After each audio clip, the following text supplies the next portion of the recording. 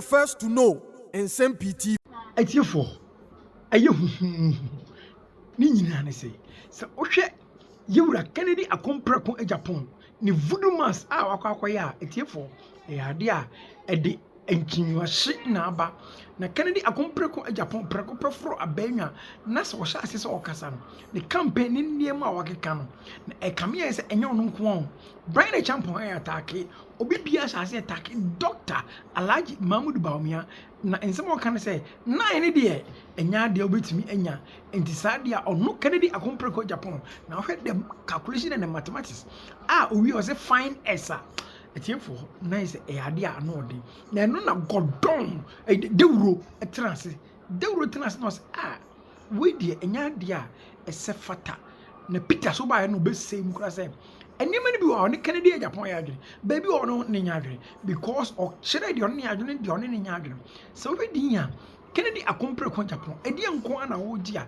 yenko fine s edi na wo gi enti Dr Alhaji Bawumia enti ontimi ewini 2028 election na eno na Dawuro chere mu say yenka His Excellency the former president J.A. Kufuor 1996 His Excellency J. John Rawlings the late winning 1.3 million votes different within 4 years obe taking over a 10 year so a classical example there ninka yewura Dr Alhaji Bawumia and John Ajekun Kufuor because only obia who experience and na ekwa now it is atana so pen ekoi but the next election is going to be a new person from the NDC and Dr Alhaji Bawumia and Sadia Bawumia ni nyamanko yenko nengotie Dawuro NPP mra de nsem no etudwa yengotie mra campaign na shase ekoso ura Kennedy akompreko Japan ono so wa shase ehia nkrofo as usual ono so ashase kasa na nsem bi odi atudwa no eno so nkrofo bebre ebisa lot of questions yedi kan waka say omampani Mahama elusu by close to 1 million vote na eteki ni 8 years ansa na otimi a recover na waba enti Bawumia elusu 1.7 million how many years na ebe take Bawumia ansa na Bawumia timi a recover asan recapture power beam and all the show say Ghana for should find X Egrofo finding X no and Egrofo were interesting X because if you can say that he can Japan is the X because one of the main reasons NPP lose last election no honorable can Japan because Nsem-Pii wo kan ye ene niema wo ye ni nyina no amwa party no NDC for use the voice the videos and the year campaign tia Bawumia ema Bawumia lose ye reckon Japan BM said okofa form no ye ka kire ne say obi a wo pese ogina bia no obetua a development fee of 4 million Ghana cedis e de aboa party no enti okofa ile ye no na ombisa ne say na the 4 million wo hefa enti okasa wo ho say eye fere ye say party NPP no ni sika na party ntimi nya election na enunti party no edimade 4 million Ghana cedis from each of the aspirants and so it me organize the election. Yes, it's true. Many honorable can Japan adwene. Me kai say Dr. China oye treasure sisiano. Abria oye campaign no me ye one of the people I me supporting Dr. China campaign. And obafia say me ni di nkomo. And the reason ba ko no dey ba ye mu bi support no say obeba beboa mobilize sika for the party so that party no be self dependent. Na party no rely on obia. To Dr. China, NPP before bo. NPP before share sabo shane so eto abademano. Almost 4 years any. NPP still nisika. Party ni co-opposition no. In fact, first 2 months no, na party headquarters come ntimi ntua adwuma for hoka. So Dr. Bawumia have to mobilize money na one fan party headquarters. Na ntimi enfa ntua adwuma for hoka. So the financial secretary and then the treasurer. Now omajuma omaye no it comes under scrutiny. I say your question omo ni ntia omo party headquarters wa omo ntimi mobilize sika enfa mo party no na party ni sustainable na party ni free abemu December January February ni esi ntimi ntua party adwuma efoka a very sad situation But the other aspect of Kenoramu Japan, a statement now, it demanded questions, and it say, or say party ni ba benwa, ese party no, a buan crofo, a man crofo contract, no muswet menyeska, a buan crofo, unya kasa pa. Then crofo about he say, acrobatos, why ne kasa si me? Because any contract in some dia. Then say so na bukan Japan entua 4 million development fee. I don't expect him to have problem with that. Because yeka NPP 4 under NPP aban. Omunya aban contractor. Ona bukan Japan to me can say onka ho. And if ona bukan Japan complaining about say ye buy a man crofon, that contract near the man for.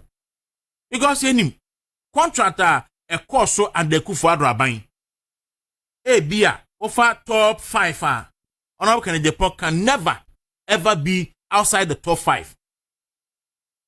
You will be in the top 5 individuals omunya contract under NPP aban. Now no mo kwakwati na abedin to mobilize money. Omo apart ni ba ya omunya contract enya esika no. Why are they refusing to support the party? Sasa party no levy obia 4 million Ghana cedis na onfa enkoye primaries. Na nkrofo kasa. Look, in the last NDC primaries, Raja Mahama Nkwama 15 million Ghana cedis. Raja Mahama Nkwama oma NDC each delegate each delegate be I think 40 cedis or 30 cedis. And ye calculation across the country no. Na Raja Mahama Nkwama etua 15 million Ghana cedis. And the ma NDC4 and sana NDC4 etimi ayom National Congress on the Kabredu for omu chinchim Kabredu for nsa no mu di yi Raja Mahama. If Raja Mahama as an opposition leader is able to raise 15 million Ghana cedis. Na odia support NDC no ma ye omu Congress adentina yeso obinyi 4 million all problem because once you decide to be president, you must be resourceful. And you can resourceful no one. And yes, and in life you botomu. And so you be and crofo mujidie. Na and crofo are ready and willing. Some base kadia tawechi. Na when you said who let me bum. Now one so baba sumo mine. And yes, pa. And when the first one you was here, unsa monochrono. You can Japan contract on unyabi. And they won't mean Kaswe nyebi, unyabi, papa, unyabi. It's more amunya contract in the sano. And I bring your son for me, and some moboa was son. In fact, over the years, on can Japan, you were very loud. And they were more the about party. But it presupposes, say, last election, one more party, one more in terms of resources, one more party, because now person the party anymore, went me any party anymore, we be anymore. And one more party, unless say bia what about beto abontin one more last campaign one more send our previous campaign because now person the party anymore went me any enemy to more amunya contract ne sa no ene mo a ye tuntam juicy position said ma mo no mona sabri ya party ne wa hohiahia mu yi se munyina mo ba on board aboa party na anka presidential aspirant will not have to cough 4 million Ghana cedis to support the party to run its congress. Enti no hasam ene ho. Na Rakan Japan analysis no. Okansa President Kofo President Mahama elusuba 1 million votes. And it taking 8 years to recover. Bania one can't level NPP delegate and say na kuf mampenda na Kofo 96 onusu lusu by 1.3 million to Air Rollins. Tieni Pau 1996 NPP represented Kofo for the first time no. Kofo and Rollins margin e domuntem no na 1.3 million votes. But Kofo was able to work hard na on recover na on beat a new candidate of the NDC oye John Mills. Tieni pa ana analysis no ewo. On one hwani ya o the emotions o be mese ayi no. Ora John Mahama any candidate Kufuado na omako election 2012 Amura Mahama ebiti candidate Kufuado. And na candidate Kufuado ebiti John Mahama 2016 by a million votes. Then John Mahama Noah, why vice president for almost 2 terms. No abe acting president, abe president 1 term no abe opposition leader no. Esanya Kufuado kobiem. And he was able to close the gap by 500,000. And the following election na only Dr. Mahmoud Bawumia Ekono. Dr. Mahmoud Bawumia was a new candidate on the ticket of the NPP. So Dr. Mahmoud Bawumia, or yet a new candidate, lost to the year your friend is saying John Dramani Mahama, or yet an old face. Now I was still a ticket so for a very long time. The same way, John Ejekum Kufuor and Rawlings Echo 96.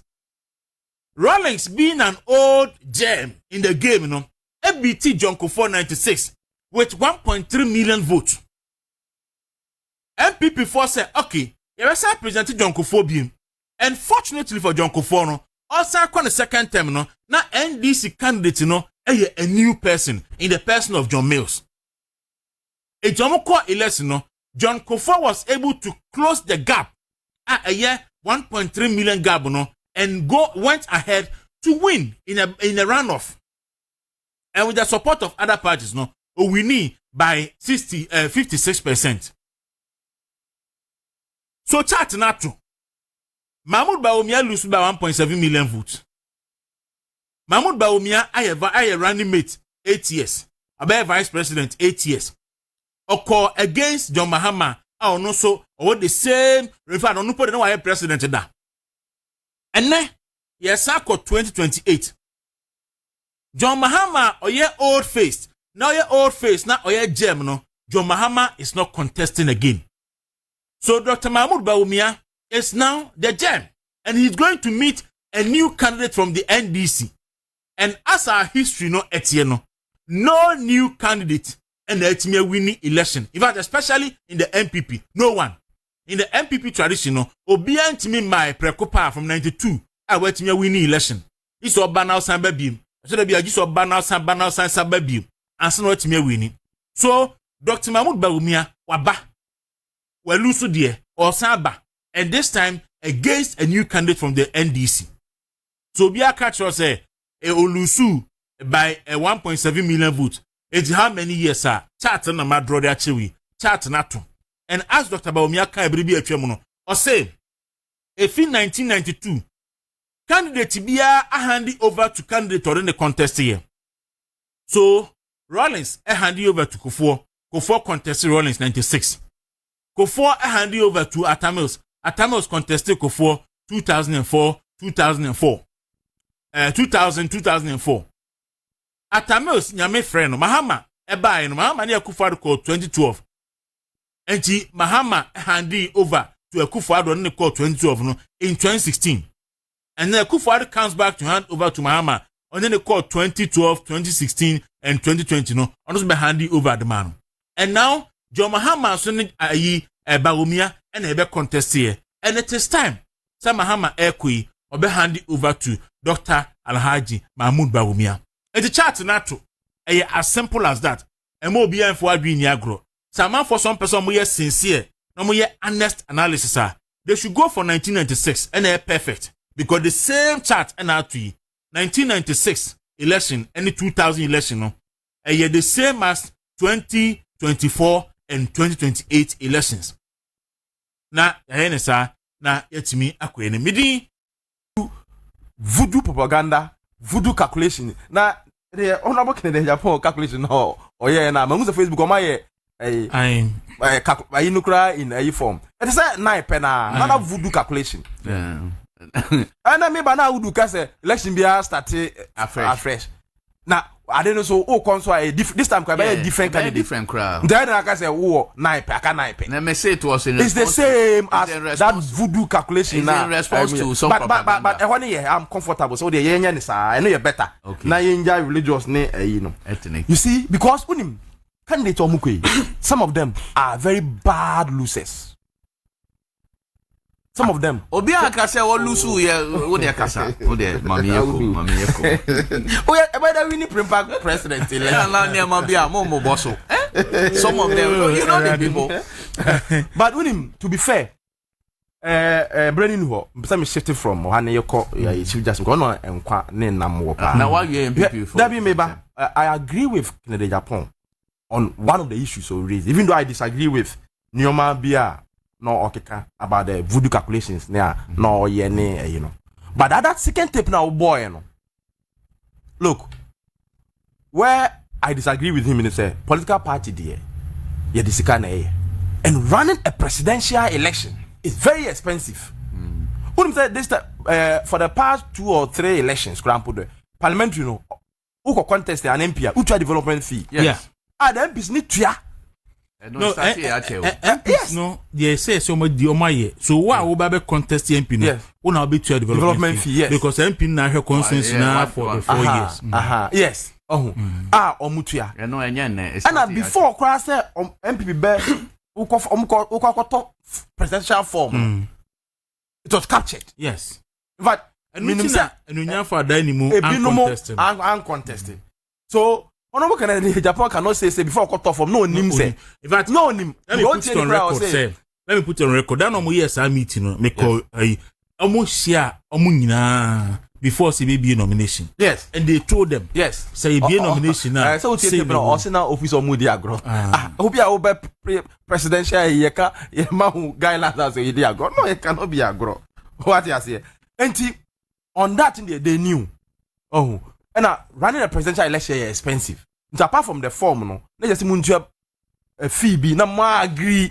No what top form ni there, and you won't make us say but where I agree with him, and I'm happy say moving forward no, the national chairman will be the leader of NPP.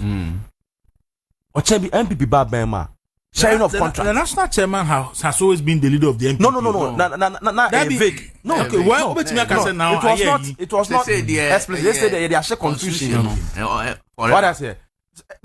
In fact, there was nothing like that. There was nothing like that. Yes, but once the parties recognize, the national chairman chairs all the meetings. See, the problem is that anytime our president, the person becomes presidential I understand the national chairman chairs the leader of the party. But they say it's very clear. Okay. Yes, so and say Oma a state Adiasha constitution in say because with him the last administration, no, not even this one, since Kufompo, sharing of contracts, any kophobia, you contract ma. Yes, running election a man for bow. Na party ni kwa hunyehiem omu yi omani ma omo no time onum so mo kwa kwatie time yes time enso can honorable Canada Japan can me support no on that in any case on Canada Japan I would now can onya contract onya party ni party e ba ye nya na wo yi bia be na oma omo say omo nya party for no mbaji contract akese na du ba bi omo ni say can finance NDC and make a comment very stupid and a comment against Abayno, ma abayni lusu ye now. Thank for no way. Peter, abayni this our contract the mom. No, nim some NDC for now. No. You see, I'm just say. But that is why the elements and the wa abayni mu no mu pushing the contract and the mass microphone no. Na onim se microphone NDC for. Elements and I be munim, but for whatever reasons. No, in the last administration, we need to appoint a known NDC person as deputy NIB director. I'm reversing appointment. And I mean, say, into moving forward, no, some of these mistakes will never happen because we'll have to hold the leader of the party. In this case, the chairman and cabinet, no, and buga at cabinet because what can I say, president so on tia also obey inside party for against the president. Yes. Now I'm going to be person can do baby cross. No come the shame say president crown party go betum go at also vote of common that UAD. And the South Africa. Yes. Well, because one man president there as no asemka Ghana and benya kunya no so as no semka omunya kunya o kan mo ye tintintinti ye we also onye ye we also onye na party ko no mu ko lose a na wo ba beblemu one person. What do I say? So on that score, I agree with Canada Japan 100%. And And to be fair, when some of these things were happening, Canada Japan is on record raised issues against. In fact, contractors be another day contract momu Obomudin, Kofi Job Neade. He spoke against openly. Magdan, Canada Japan anchor, and ne NPP calling him Magdan and Kofi Job no more way. So when we are saying, on that score, I agree 200 million % with Kennedy Japan on that. But I disagree with the voodoo calculation. The same as the 9%, whatever 9. But the last election, how can Japan one support the party? No. Okay. Me no nyadwen. Support party na. Because if nothing at all, I saw him going around. Not that. Financial, it's not true. There are some Tema Central. Minimum so Oboa Sika Fem. Okay. Oboa individuals be a omuye party for. Individuals yes will be Oboa. Yeah, no, but no. But if nothing at all, it doesn't matter. It does. But if nothing at all, because we are party, on round no call rounds no. On one is going to do petrol, they call rounds to campaign for the party. You may disagree with what others have said on him, on what others have said about him. No, you didn't know, Mami Via. See, Tobias, Mami Via, and can you understand me better? May compare on support in 2024 to on support in the previous elections. Our no topic of say, Mama Sikasi. So, I know there. Let's say, Abria Omejina, you know. And the support of the party, no. Any opposite Obejina or Lusu, you know, one support party. And I have been almost